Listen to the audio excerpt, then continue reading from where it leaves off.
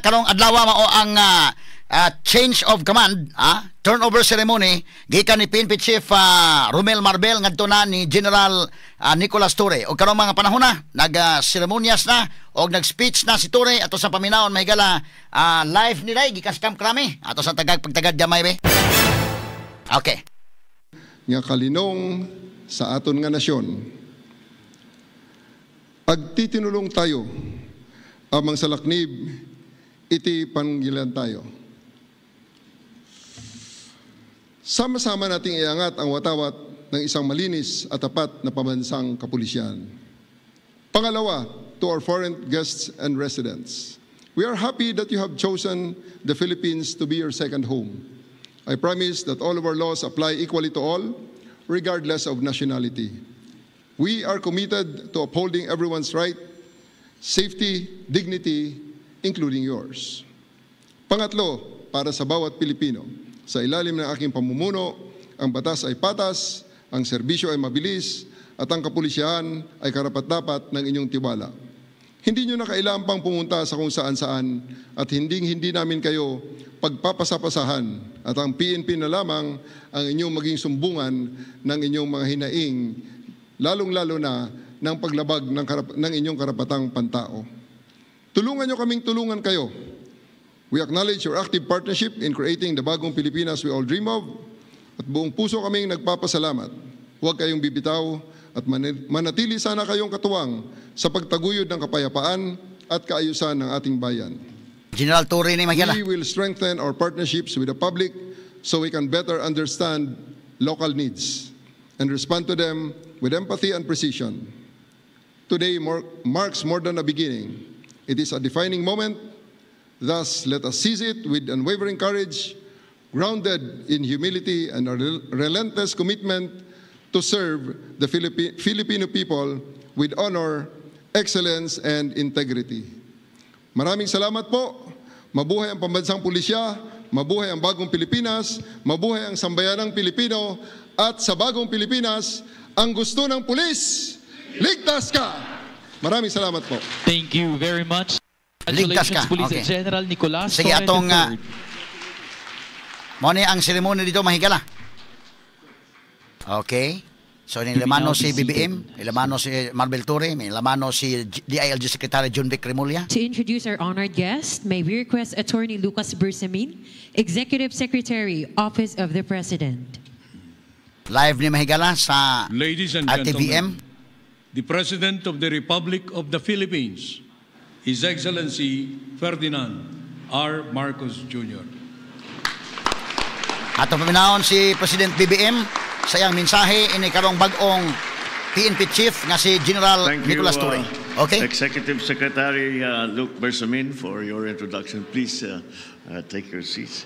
The Excellencies of the Diplomatic Corps, Interior and Local Government Secretary, Secretary John Vic Remulla, and other cabinet members here present.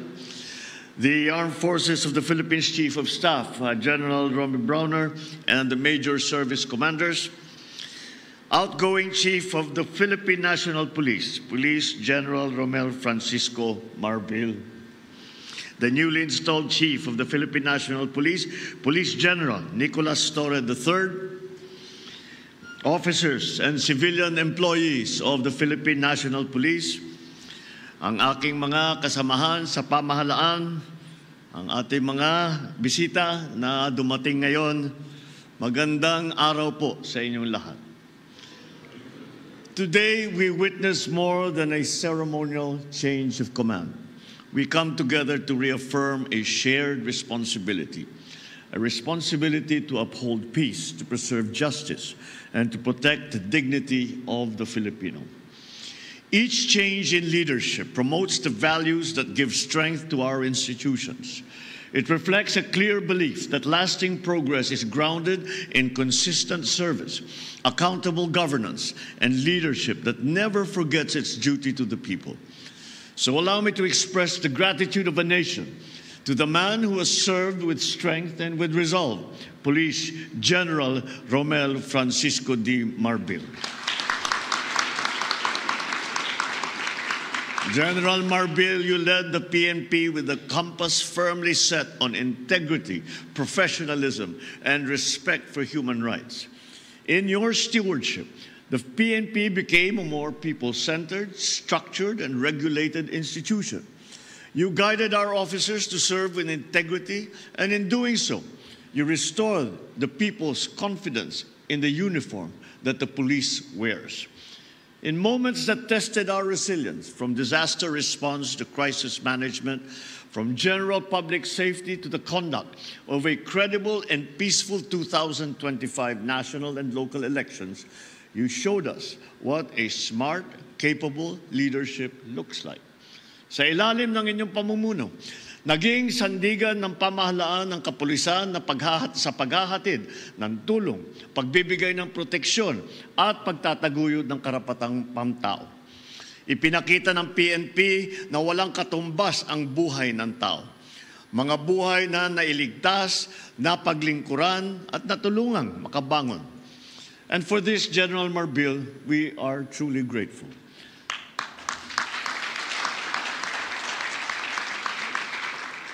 As we bid farewell to a leader who has embodied honor and excellence, we welcome one who is equally competent to lead the men and women of the PNP, Police General Nicolas D. Torre III. Your assumption of command comes at a time that calls for clarity, for courage, and for conviction. These challenges that we face are evolving. We have transnational crimes, cyber threats, extremist violence, and even police misconduct. At the same time, the opportunities to earn trust and improve public service have never been more reachable. Your leadership will help define what kind of police force we continue to build. One that acts with precision, responds with compassion, and stands as a pillar of accountability. Hamon ko sa iyo, panatilihin mong malinis at marangal ang hanay ng ating mga kapulisan. Bilisan ang investigasyon sa mga kaso laban sa mga pulis na lumabag sa batas upang maibigay natin ng hustisya sa lalong madaling panahon. Paigtingin din ninyo ang presensya ng kapulisan sa mga lansangan.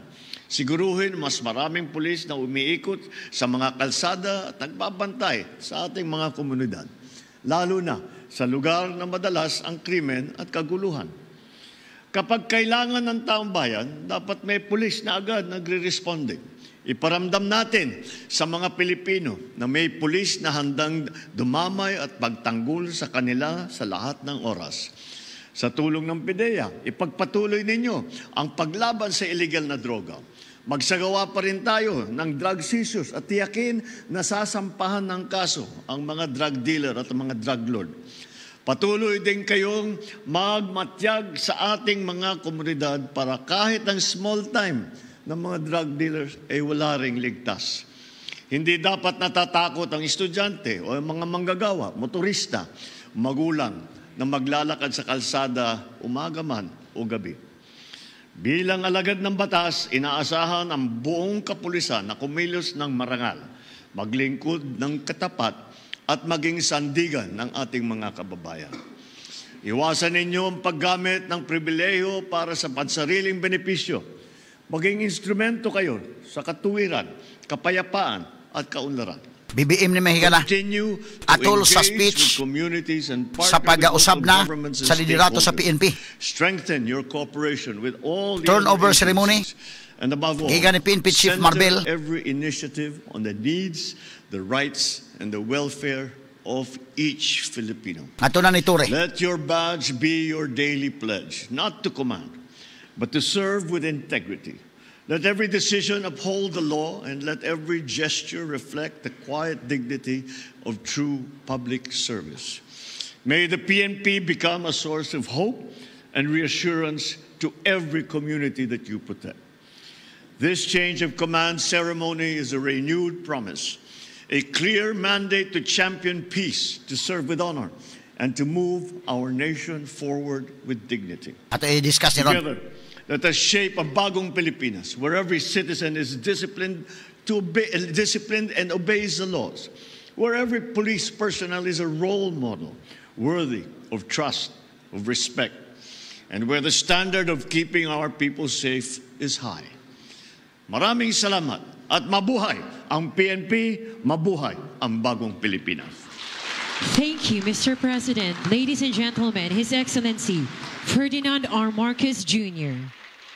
Indoor man ang The ilang audience may now be turnover seated. ceremony.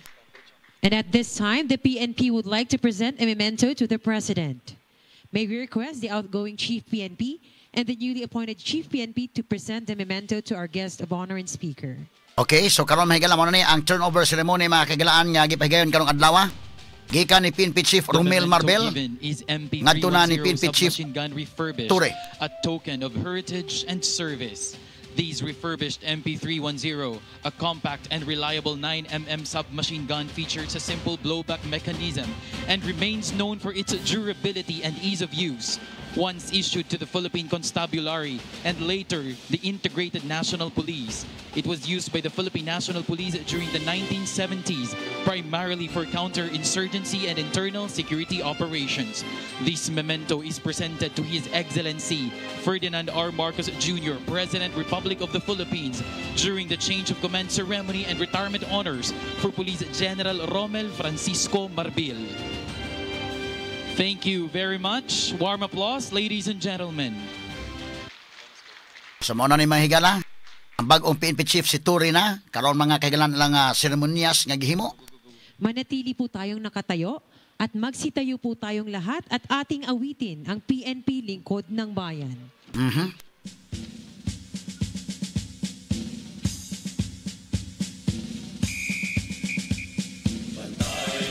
Naadiha si Kwan, Tita Claire.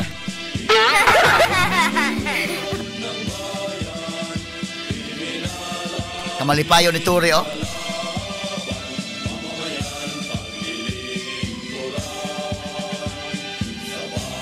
Mao ni ang PNP hymn, no? Ilang kanta.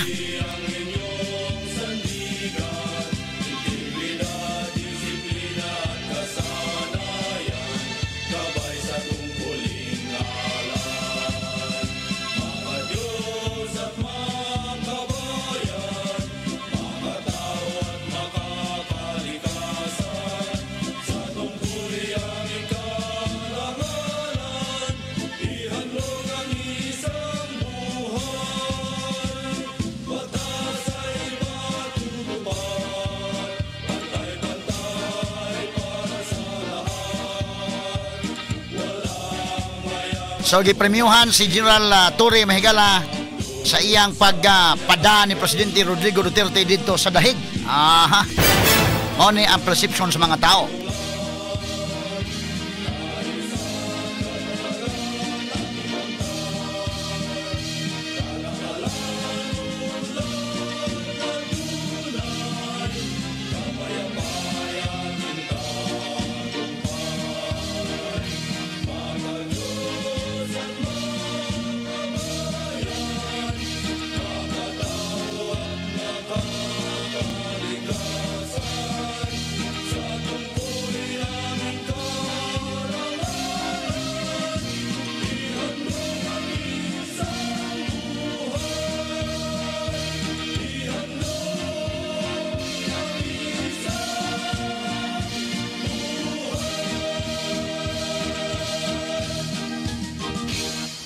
And that concludes the ceremony on behalf of the men and women of the Philippine Okay, sa mo to ang seremony Mahigala, ang formal na nga pag-turnover of command mga sukit di paminaw gikan ni General Romel Marbel ngadto na kang PNP Chief General Nicolas Ture mga higala.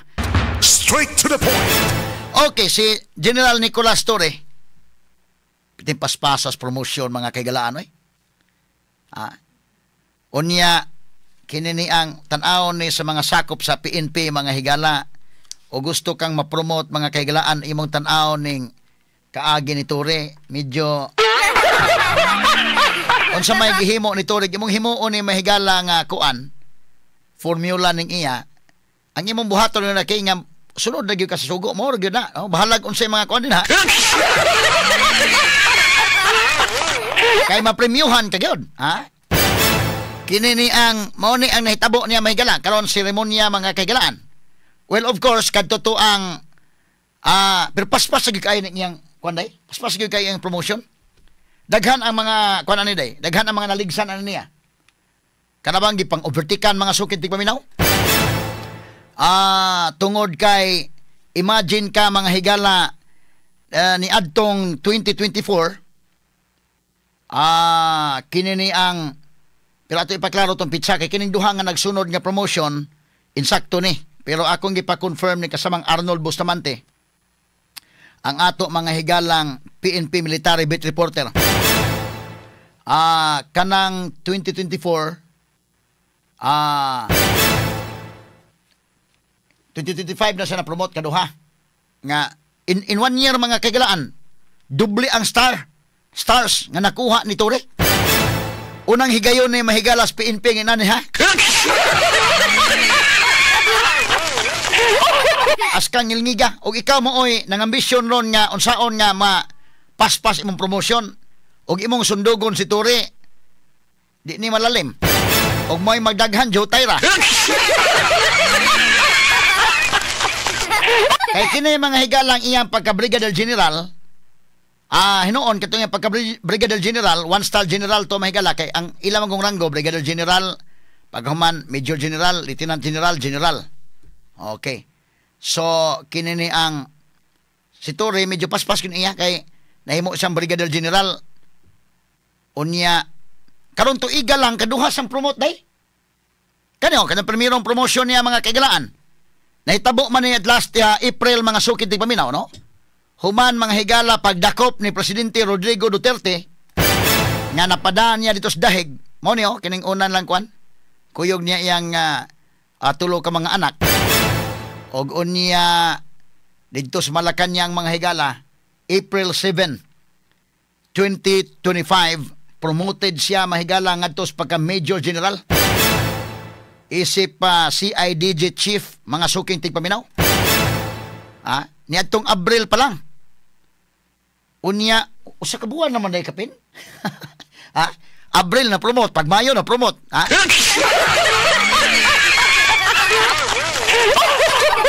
Kangilngiga Karon June to ron, ceremony ron. Moron ang turnover of command. Pero ang iya mahigalang promotion, 5 ka sa iyang ang stars nga nadawat sa abaga mahigala paspas.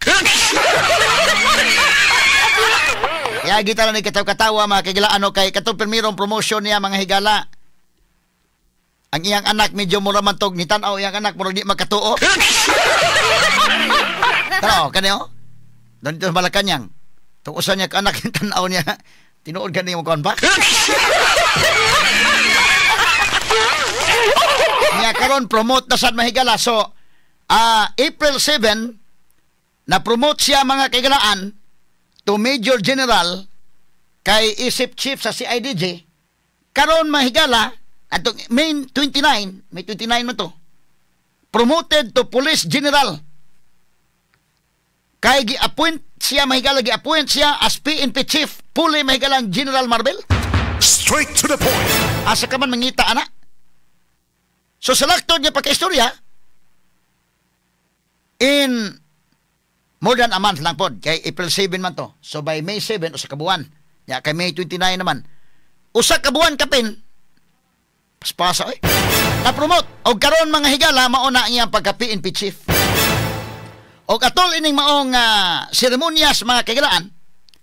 Miingon si Tore mahigala nga kinini ang sa tiyang speech mga kagalaan. Ang laws ma-apply alang sa tanan, ang balaod ko no i-apply sa tanan. O sama-sama tayong iangat natin ang watawat. Matod pa niya. O ang PNP committed sa pag-uphold sa everyone's rights mga higala. Patas ang batas. Askang ngilngiga. Straight to the point. Patas kuno mga higala ang batas. Sa to pa fair ang balaod. Kuyawa no. Of course kadto ang mga tao mga higala nga kuan do na po nangalipay ani nga na-promote story, no? Labi na kadto nasuko ni Presidente Rodrigo Duterte, malipay to sila. Kadto mga higalang dapig ni Presidente Rodrigo Duterte, wa isa malipay ining kang tore.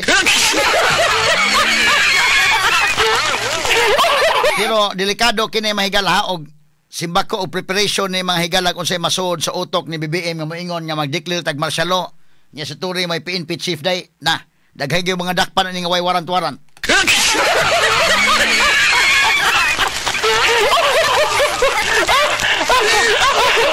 Ay kung atong subayon mga kaigalaan, ang iyang gipadakop, dako ning accomplishment para mahigala sa kinini ang administrasyon siguro, kay ilang kong gi-promote story, kay kanang ma-promote ka, meaning doon na kay mga kuan ba, extraordinary nga mga gihimo daday.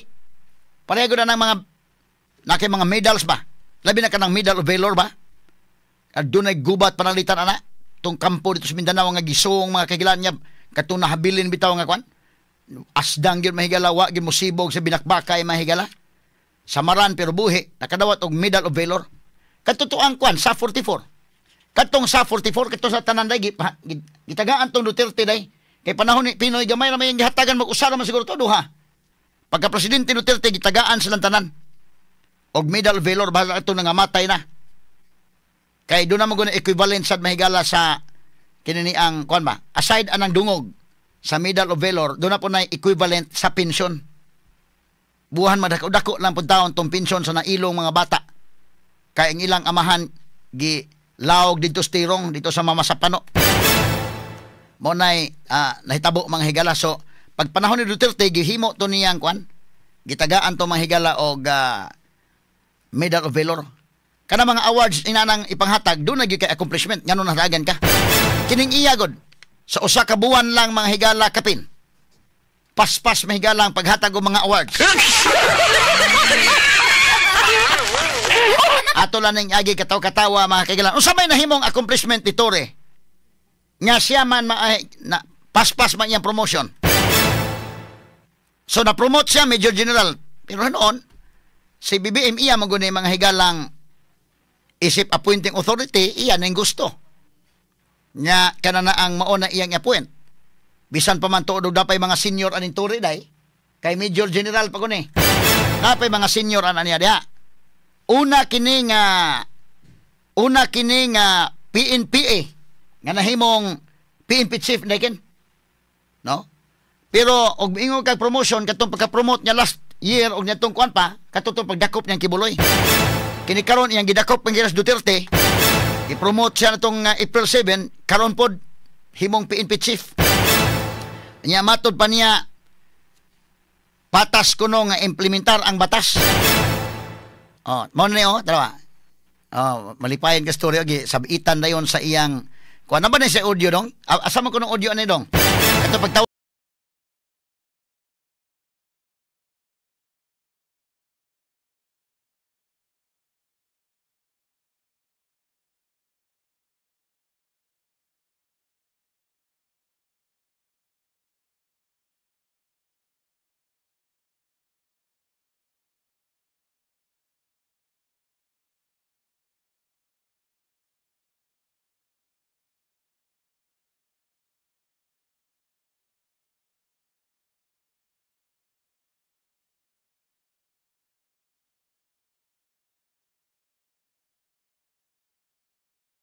Thank you very much. And smile, the new Chief of the Philippine National Police. Thank you, His Excellency. You may now be seated. The newly appointed Chief of the Philippine National Police for his inaugural speech. Ladies and gentlemen, once again, Police General Nicolas Torre III. Ano yung inaugural? Ato lang ibalik kung kuhan gamay. Kaya man to naputol mo ito kanang live ganina. Be, ibalik itong gamay be. Kana iyang inaugural speech. Gidakops Duterte mahigala nga ang warrant gikan sa ICC. Why warrant nila sa atong kwan? Sa atong regular court? Excellency Ferdinand R. Marcos Jr., President of the Republic of the Philippines, members of the Cabinet, led by Executive Secretary Lucas Bersamin and Secretary of the Interior and Local Government, Juanito Victor Sirimulia, sir, officers and personnel of the Philippine National Police, partners in uniform in the Armed Forces of the Philippines, members of the Diplomatic Corps, fellow public servants, friends, and my family, my wife Jane, JP, RF, and BF, to everyone joining us from the live stream. And allow me to greet my late father, Master Sergeant Rodolfo M. Torre, 551354 PC. Magandang araw po sa inyong lahat. So, Today pulis na I iya, stand papaday. before you as a public servant, humbled by the enormity of the task and inspired by the mission all of us share to serve and protect the Filipino people with integrity, courage, and compassion.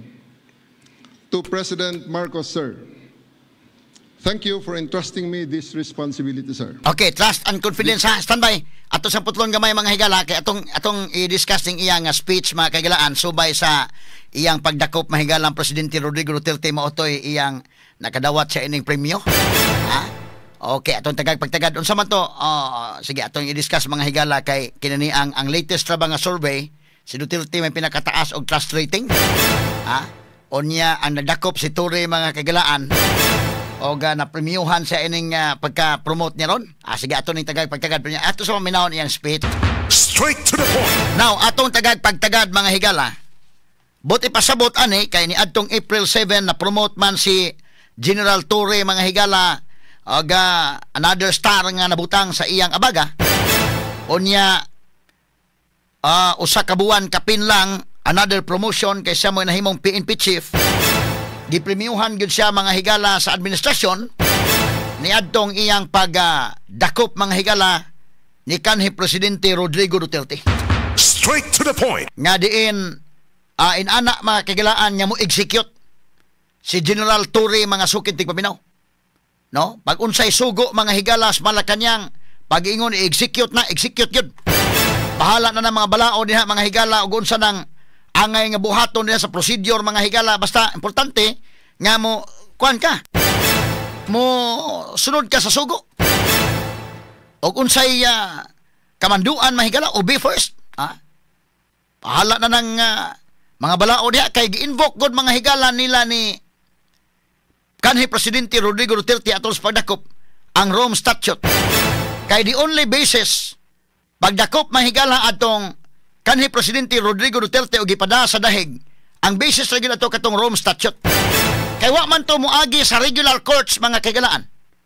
So in fact na ay pending question ana sa Supreme Court kay sa ato nang ginaingon mga higala nga kining atong nasod isip sovereign country natay kaugalingon mahigalang soberenya.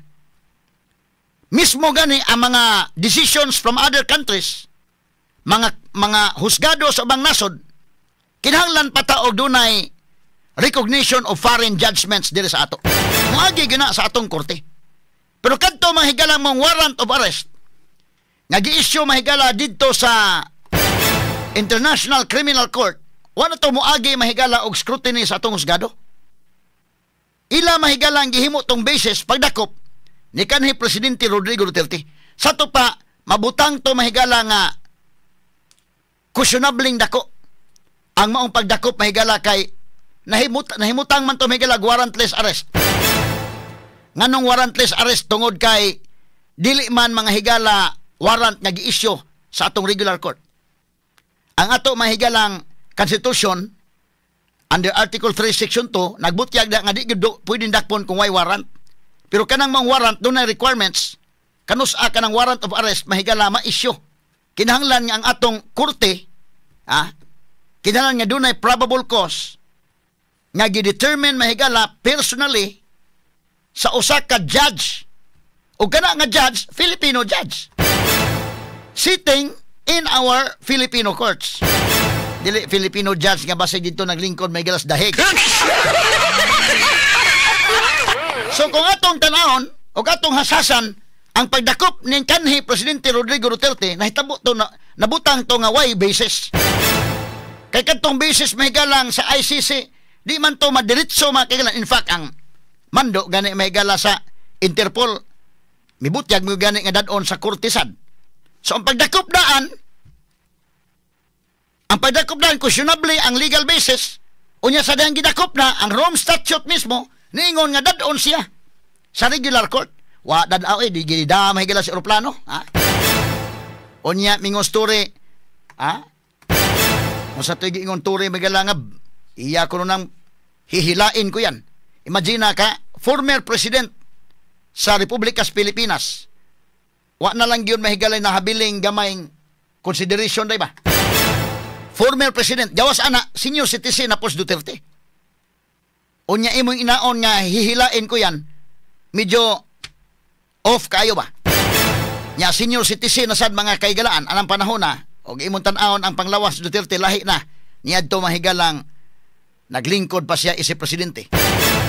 So mo ni ang, kung imong tan-aon, way laing nahimo si Torre, gikan mahigala na promote siya sa April 7, o karon mahigala nga promotion niya, nga nahimo siyang PNP chief. Kini ra gyud mo ingon mga tao gipremyuhan si Torre sa iyang gihimo mahigala nga pagdakop ni kanhi presidente Rodrigo Duterte, mga kaigalaan nga wa mga kaigala ay sufficient basis sa balaod. Ang pagdakop daan, ang warrant nga gigamit dili warrant issued by our regular courts. Ikaduha sa dihang nadakpa na, mimando ang Rome Statute. Kung imo naman lang gigamit ang Rome Statute, nimando siya nga humandak pon dadon sa competent court mahigala sa jurisdiction sa usa ka nasod nga naa sa mga kaigalaan gidakop.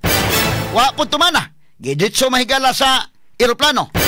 Unya tungod ana na premiuhan siya, murag mosamot ang mga tao ani kuan nga medyo makaingon ang mga tao. So gipremyuhan, okay da itong pagkadakupa tanan. Unya maingon mahigala sa BBM nga o sige mga tao kuan ato lang kuan kana na ang reconciliation. Reconciliation nga to sa mga Duterte. Pirmi kayo nga muraog ang isulti lahi, ang nahitabo lahi day. Bantayan na ni, no? Kay nahibawan nga medyo dili mo consistent unsa isulti ni BBM ngadto sa iyang lihok, ha? Now, with due respect mahigala sa uban, no? Kay lain mag-opinion mga sugid ti paminaw.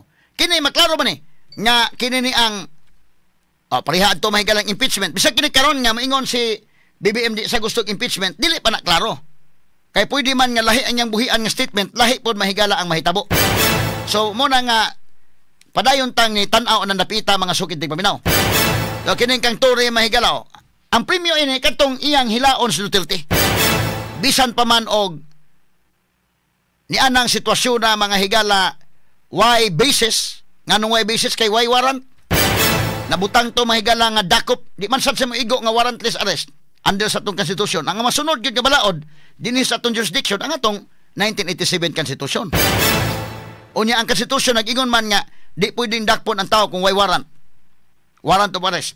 Ang exception ng anak may gala kung in flagrante delicto nga nasakpan ka ng himog krimen sa akto. Ikaduha kung dunay hot pursuit. Kiniwa man yun. Di man mo igo sa warrantless arrest. So kinalan nga doon nag-warrant. Ang question kanang amang warrant gi-issue ba na sa regular court? Wa. So may basis ito rin. Mo nang kinikaroon nga na PNP chief na ni, da bantay-bantay po ng mga tao anay kay pwede man yung manakop sa gawin warrant. Anang gipremyuhan siya, katong yun sa gihihilain ko yan, asa man to nome, katong balikan na guna to. Mora yung gihimo niya. Katong pagdakop ni Duterte ba, kanay. Asa man ito paminaw balik audio. Hihilain ko yan. Oh. Maniwala ka, hihilain ko yan. Pero hihilain ko yan.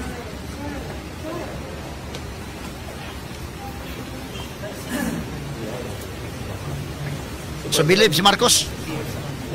Ako kung masusunod dito ngayon, irutuaman niya lang ako.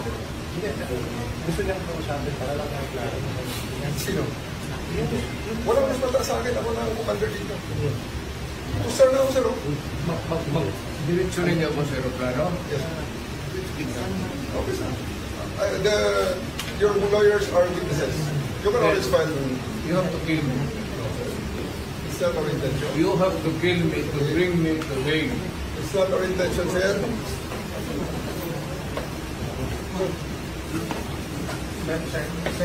not our intention. It's not our intention, sir. Casey, Sir, di ba siya po yung talaga? you know that it's not your duty. Alalayan lang si Presidente. Okay, so mo ni mahigala ang mo ni gihimo ni Torre. Wa may lang isa nahimo na nga April 7 o ibutanta premyo niya tong April 7 dai di pa to igo. katong gipremyuhan sa Megala og award. Karon PNP chief gyud another ni nga kwan. Gihatag niya nga premyo mga sukid tigpaminaw sa pag dakop sa kanhi presidente sa nasod. Ang problema na magkaron bisag magkalinlain tag opinion mahigala ang mga surveys, di lang survey katong eleksyon nga miagi. Katong eleksyon nga miagi dako kay tuog kahulugan. Nga ang local absentee voting, ang mga PNP personnel o ang mga sundalo nga mga personnel nga maoy appeal sa absentee voting o ang media, daog mga higala ang tanan nga gi-endorse ni kanhi Presidente Rodrigo Duterte. Si Ping Lacson pagani mga kagalaan nga kanhi PNP chief wa pagani mo daog. Kung pabutaron na nimo ang mga sundalo o mga pulis di pa sa mabutan ni Lacson. Katog yung gipang-endorse niya ang 12, appeal napo kabok nga Duterte o katong laing duha nga gi-endorse ni Duterte may gala si Hunasan o si Kirobin. Kana dili man na mahigala scientific man na. Dili naman na sa kay tingog man mahigala mo nay voice. Mo nay tingog sa PNP o sa military. O gunya kini ni ang nagpasabot nga within the PNP, within the military, tinuod gito dahil nga nang hilak tong mga gagmay granggo dito, mga rank and file, atulos pagdakop mahigalang kanhi Presidente Rodrigo Duterte. Straight to the point. So mo ning hitabua, unya karon ang latest survey si kanhi Presidente Rodrigo Duterte may pinakataas og rating, trust rating. So kini another ni nga maka-apektar even kining pag promote ni Torre mahigala, maka-apektar ni sa giingon ni BBM nga ready siya nga makig-uli sa mga Duterte, mga sukid di paminaw. Tingali kuha mada si Duterte sa dahig.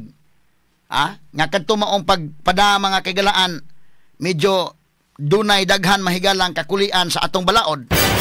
Daghan nga mga questions, no? Although pending sa Supreme Court na, pero daghan mga questions. Kay unang-una sa ako nang giingon kadtong basis sa pagdakop warrant gikan sa ICC. Mahimo ba dayang maimplementar sa jurisdiction sa Pilipinas automatically ang warrant nga gi-issue sa ICC? Nga wa mo agi sa atong korte? Dako man ang question. Straight to the point. Questionably pa man ang dako. Kay bisan gani mahigalag nakakuha kag divorce decree ngadto sa lain-laing nasod, di man na automatic nga recognize sa Pilipinas. Kinahanglan man na moagi mahigala og recognition of foreign judgments. Unya sa diha mahigalang gidakop on the basis of ICC warrant, mimando po ang Rome Statute nga dili sa editso sa aeroplano. Dadon siya sa husgado, mga higala under Article 59 na. Salakton pa kini story wa gini gisunod ka balaod. Malacanang ug sa sulti sa Malacanang mo gi gisunod. Moingon mga pulis ani dili ta pinistil nga balaod tong sundon. Kung say mando sa taas mo gyud tong sundon kay ma-promote.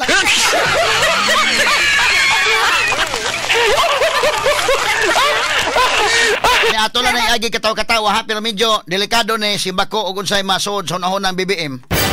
Og moingon sa BBM magmarsyalota bida paspas kay ning mo implement si kwan. Mo execute story mga higala kay balagway warrant total anad naman siya.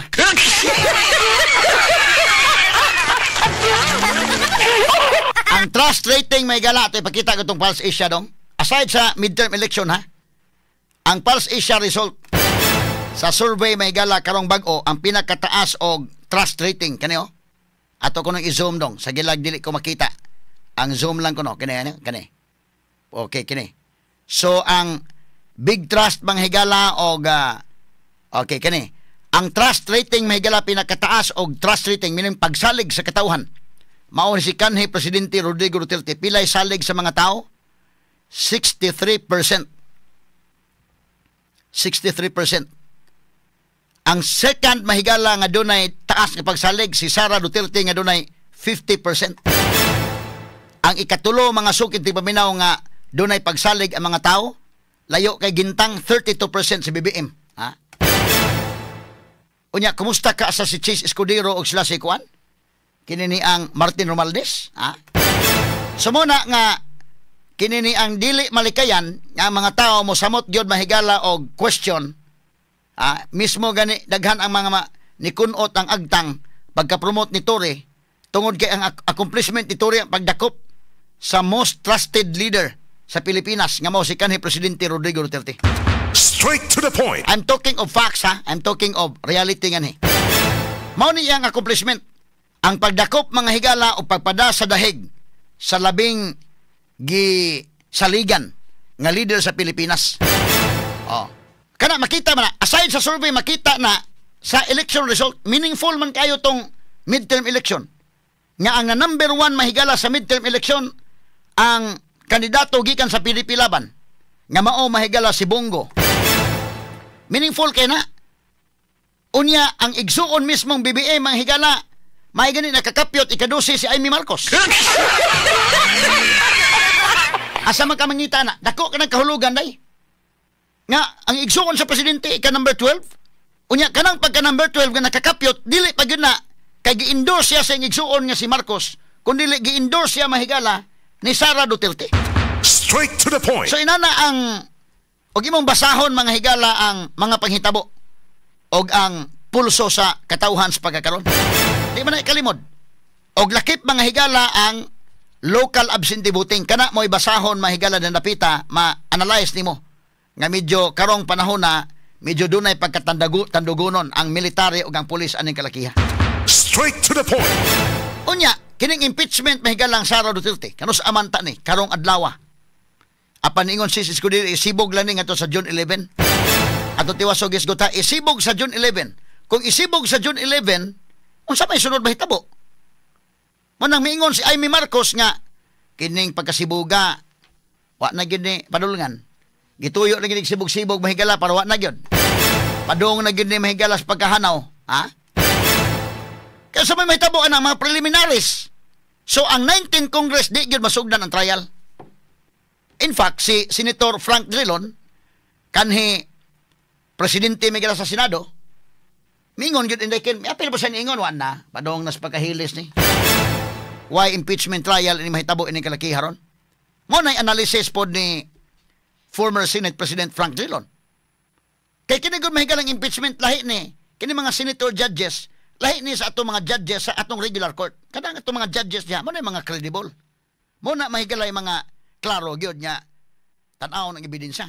But kini mahigalang mga senador, mga judges isa pero mga politiko magina. Di man kalimod mahigalang mga politiko magina sila. So unsa may mahitabuan ni mga kaigalaan?